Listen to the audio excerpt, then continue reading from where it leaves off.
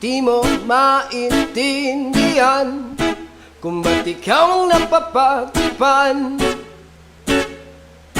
ng halik ng kamalasan. Kinapang mong marahan ng hagdanan para lamang makidlatan